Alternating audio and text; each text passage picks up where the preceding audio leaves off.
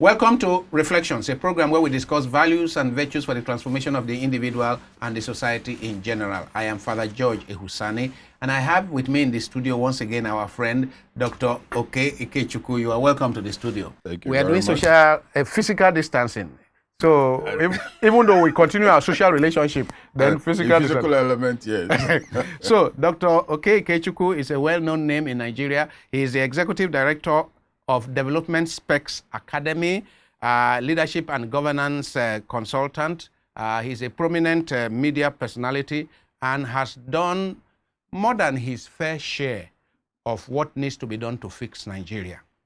He has contributed from the early 90s till today. He has continued to contribute in various capacities, including being a journalist, writing columns, and being a member of the board of the Guardian newspaper. And you were in politics at some point. You were, I taught in the university. Yes, I've worked in the university, several ministries, and then ministers. you worked with ministers. The very famous, Transport, very famous. Kikelo. No, okay. Ojo Madueke. You work with him. Great. So you're welcome to the studio. Thank you. Today we want to discuss once again COVID-19. The Chinese say that every crisis has embedded in it opportunities. So a crisis for the Chinese is a dangerous opportunity. COVID-19 is definitely a dangerous thing. But the other face of it, according to the Chinese, is opportunities. When one door closes, several doors can open. So COVID-19 has brought us into, what they call new normal. All kinds of things are changing. We are not able to do a lot of things we would otherwise do. Big people like you have not been able to fly around. Are you addressing somebody else? Now, I mean, you have not been able to jet to go and give a workshop in the UK, in Dubai, in whatever. You have been stuck here, and big people like you. Eh? Beg your pardon. Now, and by the way, every month, governors have not been able to charter private jets to fly to Abuja every week and every other week. In fact, I hardly see all those long motorcades that follow governors every morning to the airport and so on. So, with all these challenges, there must be opportunities that COVID-19 is bringing, which we can harvest for the betterment of our country.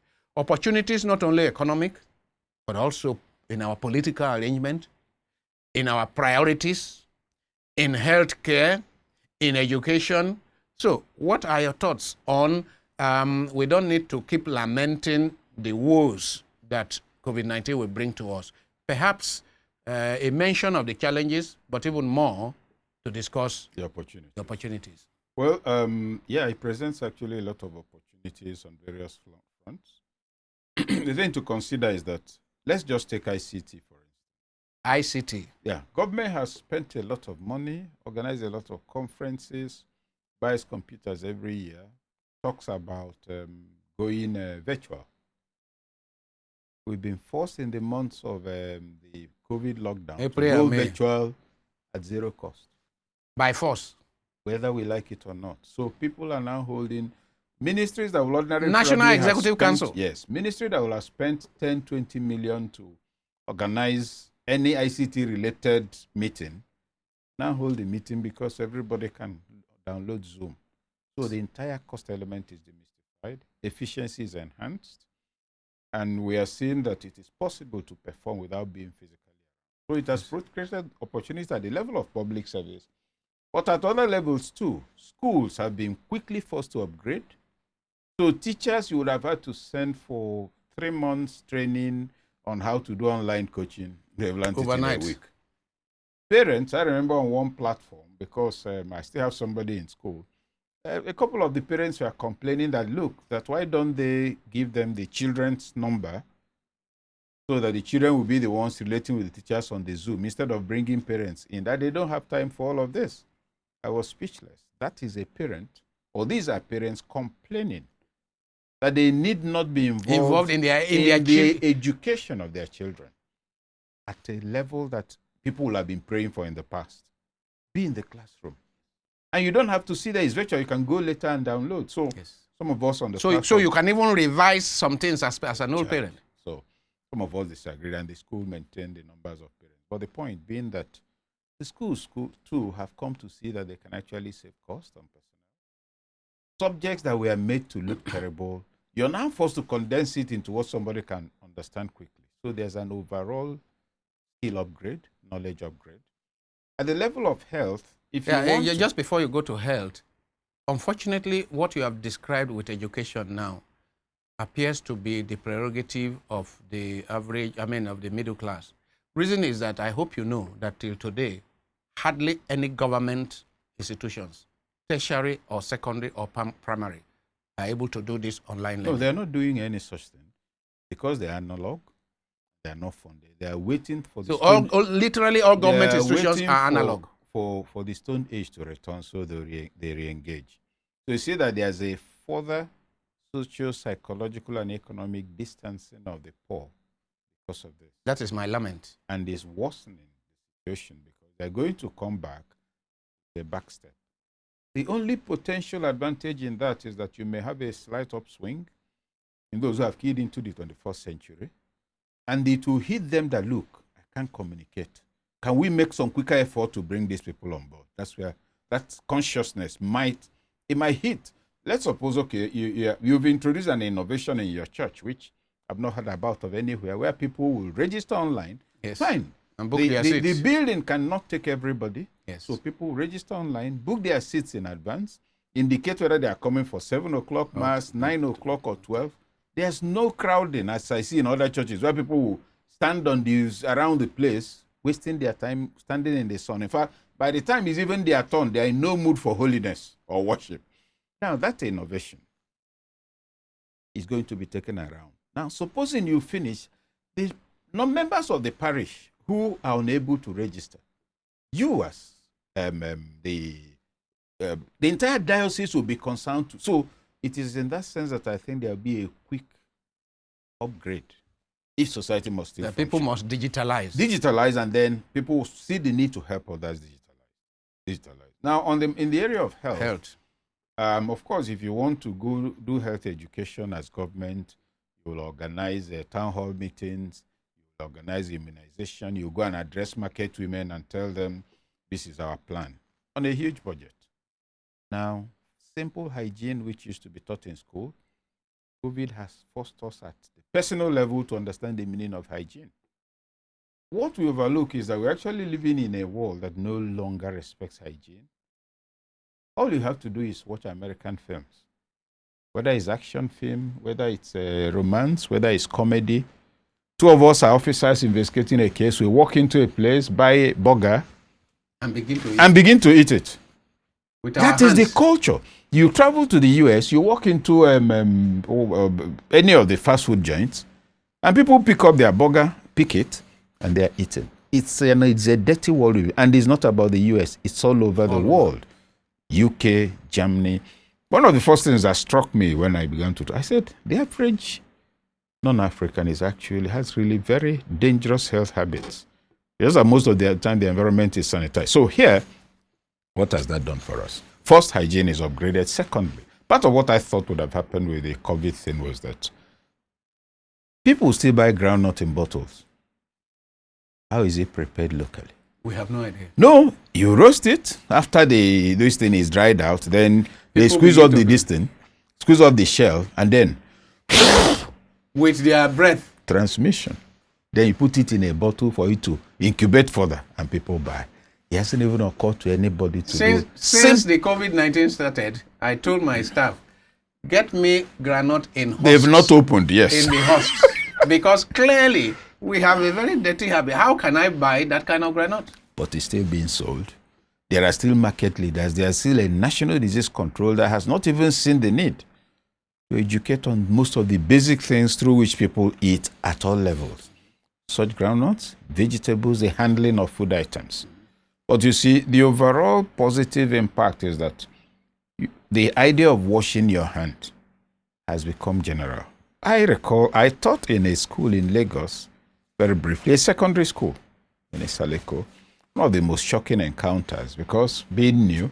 So we had something to do with under social studies, even though I was taking them in English and Bible studies. I said, okay, so what's the first thing you do when you wake up in the morning? We looked at each other. One raised his hand. He said to carry something to the market for his mother. Now, that didn't make sense to me. Mm-hmm. No, what is it you do as you wake up? Some ritual. Yes, what is it you do? The other one raised his hand. He said to fry the thing that my sister will carry. Now, not a single person said anything I could relate to. So I said, the first thing you do, of course, apart from some housework, you have your bath, isn't it? The class was very quiet. I said, is that not the first thing you do every day? One child raised her hand. I said, yes. He said, every day? I said, yes. One dollar said, irony. Irony. It hit me. I did not understand the social environment you were in. I came with my own context. So I realized I had to get educated if I was going to help the children. Things as basic as that. Even it got to where now we're teaching them how to iron clothes. Now, all of those children are very rich. What do they do in the morning? They wake up around 4 or 5:30, carry stuff to... They go and hawk. Some of them in their responses are they go and sell market before coming to school. You wake up, you carry market and go and sell. Powerful expression. Carry market. Yes. Do you know, I was grateful to God Almighty. Supposing I was head of state, I wouldn't have known such people existed or such things existed. So the process of self-education for leadership is critical. And it comes on all forms. But that's a matter I'm sure we'll take up later, where people wake up and their concept of leadership is privilege. That man is driving in siren, I want to drive like him. So there's gain in the area of health. There's also a gain in the area of business practices, in idle time, in expenditure, in people's sense of right and wrong and priorities. There are people who before, rather than pay attention to their home and their children and their wives or their husbands, will always have somewhere to go in the evening. Some will just go sit down and keep drinking and eating fish. They are not hungry. And come home when the family have all slept. Yes. The next day he does the same thing. And he can't imagine himself not doing it. There's a woman who must meet with her friends. They will tell stories and all of that. She can't imagine, like, all of a sudden you are forced to stay at home. Sit at home. That's an opportunity. And recognize your humanity. No, first of all, your humanity. That these things actually, if they didn't exist, you could exist. That's number one. Number two, redevelop again the concept of family. Redevelop again the concept of home, where you come to and you are yourself. Where you don't need to put up any show, where somebody can call you and say that this will not work. If this continues, all of us are in trouble. So people are being forced to become real again. All these gains will not have come about by any human design. So you find that the COVID intervention, as far as I'm concerned, is a providential attempt to save us from ourselves at all levels. Somebody talked about the fact that talking about returning to normal, life normal, that actually we were not living a normal life. No, Our life was too fast. Mm-hmm. We had merchandised and commodified everything. You mentioned human. To once again rediscover our humanity. Yeah. Once again rediscover what is the core in us, all of us? Acceptance. That I am accepted, that I am loved. That is not that I have millions in the bank. And you see, at the level of rediscovering ourselves, here I am, probably a senator or a governor or whatever. Every time I'm surrounded by people who are running up and down, chasing everybody out of the way. And I don't even get a chance to talk to the people I like. There are some old friends. Mm-hmm. There are family members, there are all kinds of things. All of a sudden, COVID, no more flying up and down in siren. And people have now time to see. You even now have time to look closely at the security man who has been going out, and you find this fellow is insufferable. You see his or her true nature. The madam for whom everybody is carrying bag, she now sees the envy in the eye of the girl, her most trusted aide. She begins to discover that, she's got her husband herself. Do you know we are strangers in this place? And the man will probably be shocked. Look at all these people. We have 9 cars. Yes. and 4 drivers, we're actually just a means of livelihood for them. Do you know they don't mean they're good money? These are recognitions. It doesn't mean you then chase away your drivers. It makes you now reaffirm your humanity in relating with them. The person you favor must have some substance on the basis with. So these are opportunities people are being given by the COVID arrangement. You also begin to see more of your children. Your intuition wakes up. Oh, mommy, good morning. Oh, yes, my dear, how are you? You're busy. But COVID forces you to sit at home with your daughter, with your child, with your son. It is not possible to maintain, oh, mommy, because all of you are at home, and you begin to discover the person you're calling your child is very close to being a demon, but has perfected the art of acting. Deceit. This is such a professional that should be in Nollywood. And it hits you. What have I been doing with my life? And we carry on that kind of quote-unquote parenting right from primary school to secondary all school. The way. And the elite homes send the children overseas. So you never got to know your child. No. And even the chance you have when they're out of school. Well, of course, as a personal friend, you know my own. Nobody finishes in my house and goes to university. You must do the You do gap one year, full year, one gap year, learn a trade, work somewhere, do all sorts of things. So you have children who are in the university. If they want to travel, you won't be the one to look for their tickets. They've become adults. But the parenting we have is what you call a quarantine perspective on parenting. The world is bad. We must protect you from the world. So after protecting them, where are you going to take them? To heaven? You've only made them vulnerable because you've prevented them from understanding the environment. So you've also denied after quarantining them, you now unleash them into this which they will never understand. They're never prepared for. They're never prepared for. So going to the gains, it includes also improvements in parenting, in interpersonal relationships, in rediscovering old friends. We took an inventory recently through a research and discovered that among the new types of WhatsApp platforms have come out, over 30% are actually, since the COVID, are WhatsApp platforms of alumni of secondary schools and tertiary institutions. Old students are coming to you mentioned the Guardian. There's now a Guardian platform of people who had worked there from the beginning for the first 10 years. Come and see the exchanges of tales. So, you see, both those who have been big men, who are small men, all of a sudden, they are remembering what really made them happy as human beings. And usually, who they liked as persons. It is connectedness. It is connectedness and is not contrived. No. Political connections are, interest and ambition driven. This one, you're coming alive. Come. Those days in the Guardian, I used to like how so and so, and it's all being exchanged. This one says, I haven't seen you for a long time. I think on one of the exchanges, there were some exchanges then. Somebody mentioned, you'll also see bad blood. Oh, there was nepotism. This person is from this place. Then one of them mentioned some things. I reminded him of the day we went to Lagos Island to his mother's house. I said, between the two of us, who ate more of that amala? All he said was to send emoji of laughter. You see, now a return. To the basics. Return to the basics. Yes, even if COVID goes away by the time we finish this interview. The WhatsApp remains. The WhatsApp remains. The new normal is a better normal than the abnormality we thought had become normal. Everybody is in a hurry. Hold on, where are you going to? Nowhere in particular, actually. Must you take so many cars? Must you go instead of making a call? How do you feel? Do you want to be at home?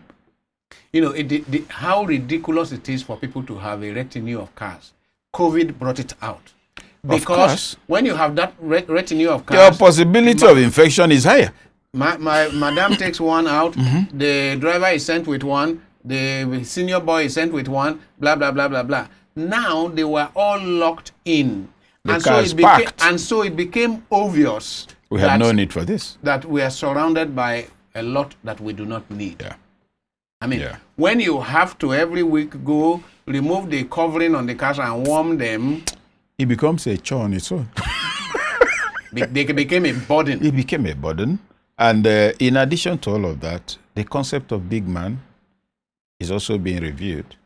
First, some have become so irresponsible, I don't use the word lazy, that they think it brings them down for the driver not to always be carrying them.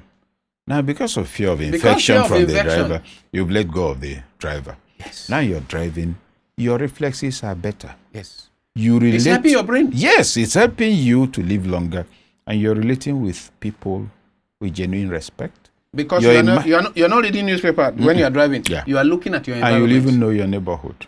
You see, all of these, they're humanizing us. So the new normal, just like you have in an ecosystem, this table is a lawn with a lot of grass. Grasshoppers are feeding on it. If you now bring 1 million grasshoppers, they will eat up the grass in less than 10 minutes and begin to die. So if you have X quantity of grass, X number of grasshoppers, X number of lizards and snakes, they can be feeding on each other and sustain the ecosystem. But once one species becomes predatory and larger in number, it disrupts the biological equilibrium. And destroys itself. Destroys others, a new equilibrium will arise. Now we are building towards a new biological equilibrium for the Earth. Because there are no ocean-going vehicles, many ports are deserted, and as you saw in the case of Italy, where dolphins were known to play. 50 years, 60 years ago, the dolphins came back in 3 weeks. They came back in 3 weeks. Now, the China that nobody can see the sky, you're seeing the sky. All of a sudden, we are seeing a clear blue sky. And all the planes are parked. And do you know the most interesting part? The world hasn't come to an end. Nothing has changed. Simply because nobody is able to The travel. human being is just put on hold, and all of a sudden, nature is smiling. We went on retreat, and nature began to celebrate. That tells you where the nuisance in nature had been coming from. And so, a total recalibration, because airlines will resume. It can no longer be what it used to be. Phony policies, insurance business, many delusional privileges. Do you think if COVID ends now, somebody will go and make his insurance claims? Oh, I had this flight booked and they didn't. All of that, they will throw it away. Force majeure will be a major factor. So it's going to be a new normal. Privileges are going to be reversed. New values are going to emerge. Of course, many will have to be wiped out because, for me personally, all of this is also connected with the judgment. Looking at the Bible, all the signs of the judgment are here. Wars and rumors of wars, distress of nations, increase in natural disasters. The number of natural disasters, earthquakes in particular, that took place, say, between 1900 and 1950, is less than the number that occurred in the first quarter of 1993. Look at 2019 alone. So all these things, and when you look at the values, the gay culture, much of what is happening in the West, I may be mistaken, but when the human being begins to redefine himself in spite of his creator, it's a death wish. He is going to be swept away. It's a death wish. Yes. I mean, clearly, this is a time for every one of us to live with a measure of self-criticism. Yes.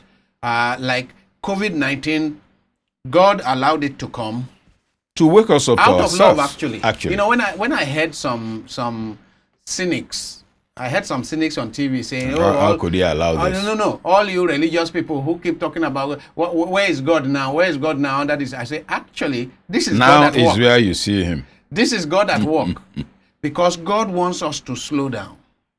God wants us to pay attention. I mean, Psalm 46 verse 10 says, be still and know that I am He. So what COVID-19 has done is to help us to be still and recognize the fundamentals. Like you use the word, the humanity in each person. All of a sudden, I used to take a walk each day in the estate, but in the last few months, I have gotten to know a lot of my neighbors. And I will stop and ask them for their names. Which house do you live in? And so on and so forth. So I have developed relationships with a number of neighbors that wouldn't have been there, yes. Because newer people, a lot of, maybe 8 out of 10 people who jog now and take a walk in the morning don't used to do that because they never had the time. They were busy. They were busy, quote unquote busy. So humanity is improving. A sense of neighborliness is increasing. As you talked about, it's high school or university classmates are coming together. And it is that coming together that elongates our life, makes us healthy.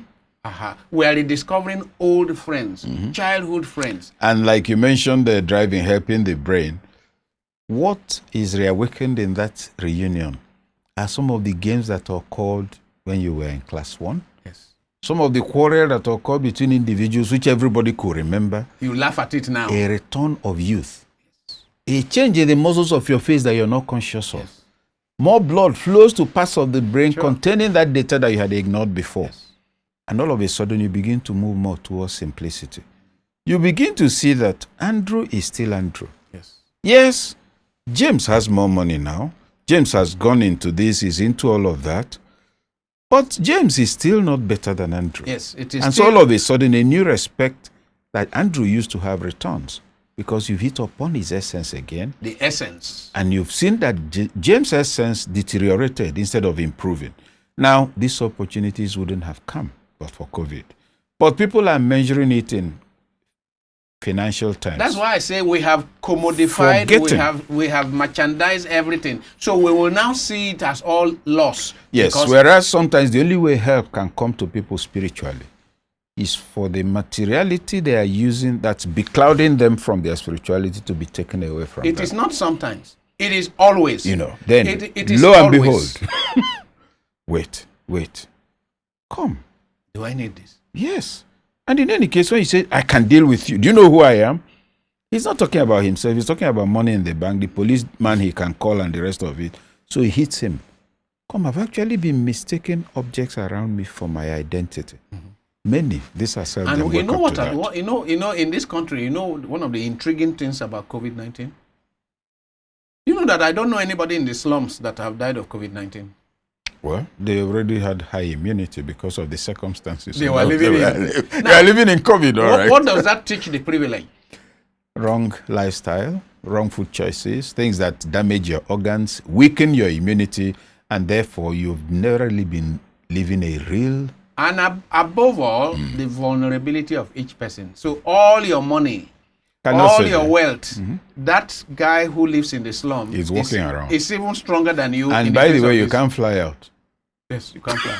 So, and because you didn't develop hospitals, you will likely die. Having failed to perform your responsibilities to the people, now your vulnerability is brought in your face, and nobody can help you because you didn't prepare. We have been discussing, I've been discussing with Dr. Okey, Ikechukwu, MNI, about the opportunities, the challenges, first of all, and opportunities of COVID-19. In fact, in the last 20 minutes, we have been discussing the numerous opportunities for digital education, to confront the digital disruption in education.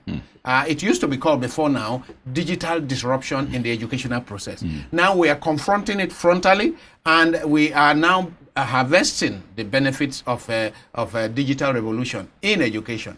And in healthcare, you know, the whole issue of doctors being able to do telediagnosis, yes, and so on and so forth, because of the risk of coming close, they are now forced to quicken the process, regard, and so on and so forth. Then in the social life, where you have spent quite some time in discussing family life and social life and relationship with classmates, with old colleagues, and so on and so forth, investing more in human beings, because we are discovering that all this paraphernalia we surrounded ourselves, they are not the essence of our lives. So part of the opportunities of COVID-19 is we all went on retreat, or we are still on retreat. And during that retreat, we're asking ourselves, what is important about our lives? What is important about our society?